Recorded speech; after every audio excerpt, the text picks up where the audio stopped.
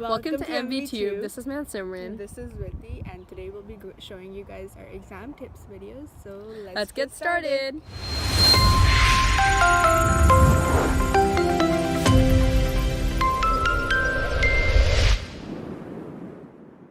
Number 1 are making cue cards.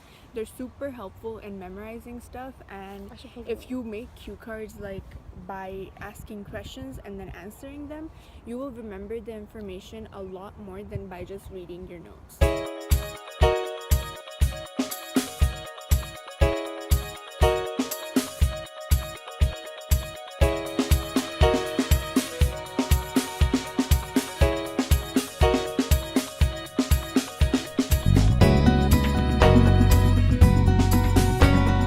So our second tip is just reading your notes out loud. A lot of the times when you read your notes, you kind of just run through them and you don't completely understand what it's saying. So if you read it out loud, it is a better opportunity for you to understand what you're reading rather than just skimming over your notes. And then number 3 is to do online exams, because even though some points may not be from what you've learned, they give you an idea of where you are, and it really helps you understand what more you need to study.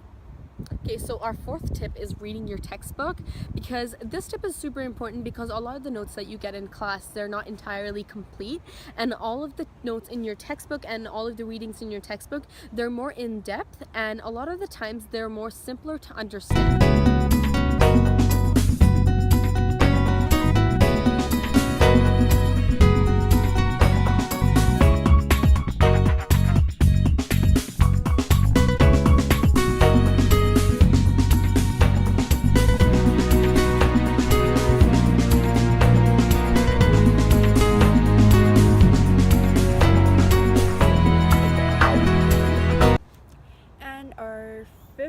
Our fifth tip is if you live in Canada, you have curriculum points that your school follows or your province follows. So research the specific curriculum points for your province and go through them and make sure that you know all of it, because you are guaranteed to have those curriculum points show up. Like, your teachers are made to make the test based on the curriculum points, so you'll be set. Number 6 is you should make a cheat sheet for your exam or whatever quiz you're trying to write and get a good mark on, because while you're reading, there's a lot of stuff that you forget right before your exam or quiz that you really needed to know. So for the cheat sheet, do not put all of your notes in it, but just put some extremely important aspects of it that you really need to know for the exam and that are more so based on memorization. And that's why taking a brief look at it before going to sleep before the exam and also right before the exam will help you refresh your memory. But don't cheat with it. Garbage the cheat sheet right before you have to make sure you throw it away, because even if people find it, that is gonna put you in a lot of trouble.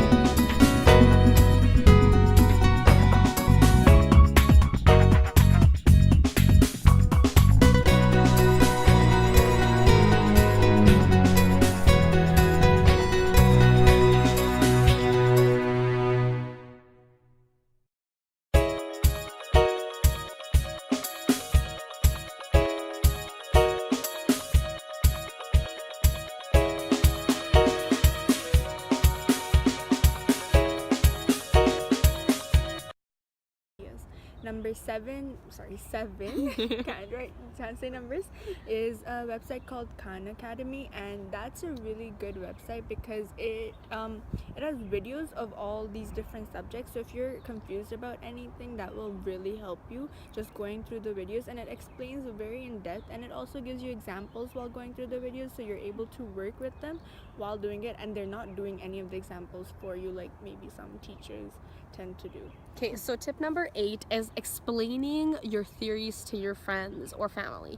So instead of reading your notes, which usually people tend to do a lot of the times, not only just leaving your learning to reading your notes, you can explain it to them. By explaining, you'll be able to tell which concepts you thoroughly understand and which concepts you are not able to understand completely, because once you're explaining something to somebody, you understand what points you are lacking and what understandings you still need to know and go over. When you're explaining things to somebody, you create a flowchart in your mind and you follow the order of things, especially in bio. If there's certain processes that you need to memorize, saying these over to a friend or explaining what happens in each process will help you understand and make the flow of the theory. Then tip number 9 is testing your friends or asking your friends to test you, and that really helps because if you're testing your friends, the explanation they give you might be different than the explanation you have, so that would clear the concept up in your head.